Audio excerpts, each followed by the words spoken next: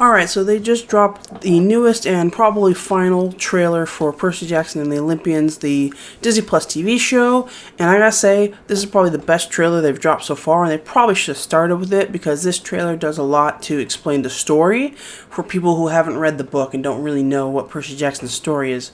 We get his mom explaining to us why she named him Perseus, and she says it's because because the story of Perseus, he was brave and kind, and he learned to find a happy ending. So I really like her kind of explaining that, because I don't know if she explains it in the book, why she names him Perseus, but I do like that explanation.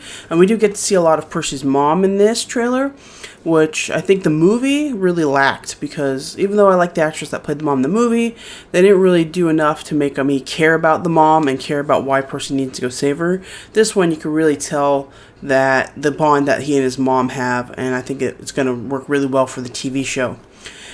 And so this trailer just gives us everything we need to know. She tells him all about, that he's a demigod, and then we get Chiron explaining the quest of the lightning bolt, and so this trailer just tells the story of the book a little bit better.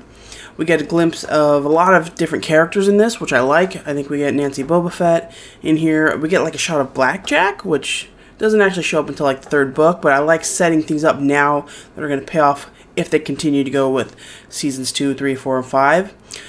We see Chiron give Percy the Riptide in pen. We get a glimpse of Cerberus, the three-headed dog.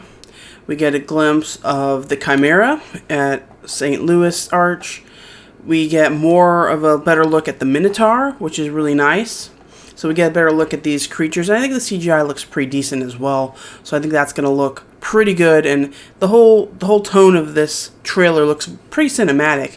And one thing I like that is these trailers have been pretty consistent about the tone of the story, is they're taking this fantasy children's world a little bit more serious. It's not going to just be like goofy kids running around on adventures. It's going to have a little bit more of that serious fantasy tone. And I think it's going to balance out pretty well, just like the book does.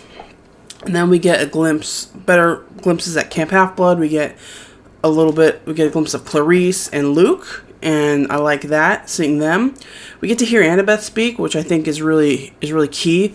And I think the actress is going to do good. And we actually get to see her put on her invisible cap, so I liked that as well. So I think this is going to feel like the character from the book. A little bit different take, but that's fine. This is called adaptation. More Grover. We get some Grover here.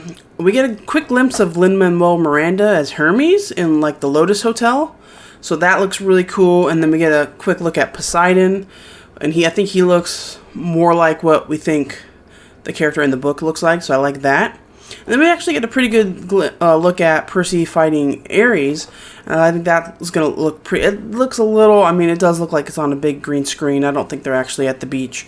But I think it looks pretty cool still. And then we get a glimpse of Percy and Annabeth on the Tunnel of Love ride. And so I like that. We're keeping some of the events. We're keeping in continuity with events from the book, rather than what the movie did, where they kind of rearranged things and took out a lot of stuff. So I like that this is more in continuity, and we're getting to see that. And so, yeah, overall, I think this trailer did a really great job. I was excited from the beginning, but I think this is going to do a little bit more to tell people who aren't familiar with the stories what the book is about or what the character is about. And again, I think it doesn't look too kiddie. I think this looks like something parents could watch with their kids. Like my 10-year-old nephew just got into reading Percy Jackson, and he loves it, and of course I love it. And so I think it's something that the whole family is going to be able to watch. I think this trailer really kind of puts that forward. So I'm very excited. There's a lot of stuff in this trailer that we see, from all the different places to all the characters. So I'm just really excited. Those are my thoughts on the newest and final trailer, and the show comes out soon, I think December 20th. So I can't wait to see it. Let me know what you guys think in the comments below. Did you guys like the newest trailer? Are you guys excited for the show? Let me know what you guys think. Thank you for watching the video, and be sure to stay tuned to the channel for the Percy Jackson and Poseidon podcast.